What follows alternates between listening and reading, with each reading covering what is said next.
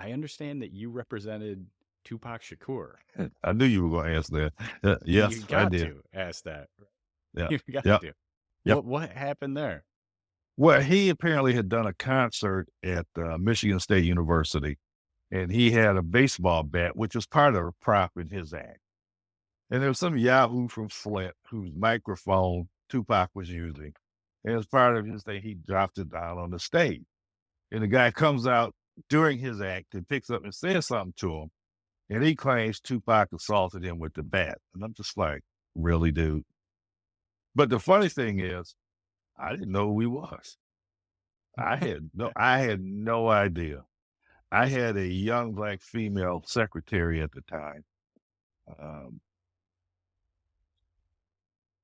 she was in her early 20s.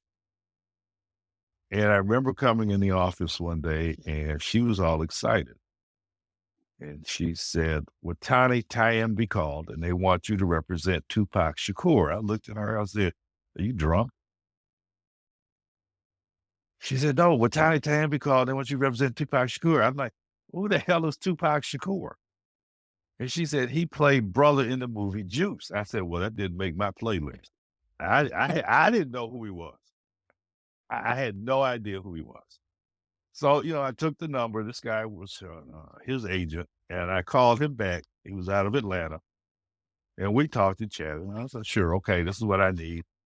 And I said, "I'm going out to East Lansing lockup where he is."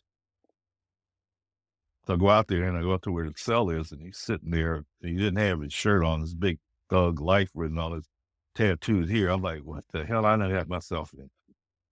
But uh, so we got him out, and he had to come back here a couple, 3 times for stuff.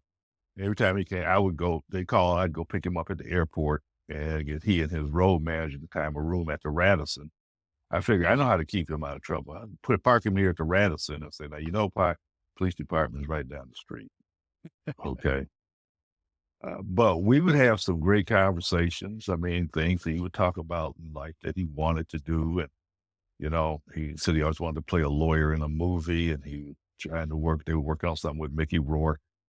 And we just sit in the office sometimes and we would just, we just chit chat and talk about those things. We got him taken care of, it took a little assault and battery hit. Uh, and right at that time, he had to be in New York for a trial on that sexual assault case. So he actually never came back here to do the little 9 days he had, which they ended up just saying, "Okay, fine, we're done with it," because he got sent into some prison time out there. But Gotcha. his persona when you sat with him one on one, it is not what you would think at the time. Mm. Okay. Certainly not like some of these folk you see nowadays.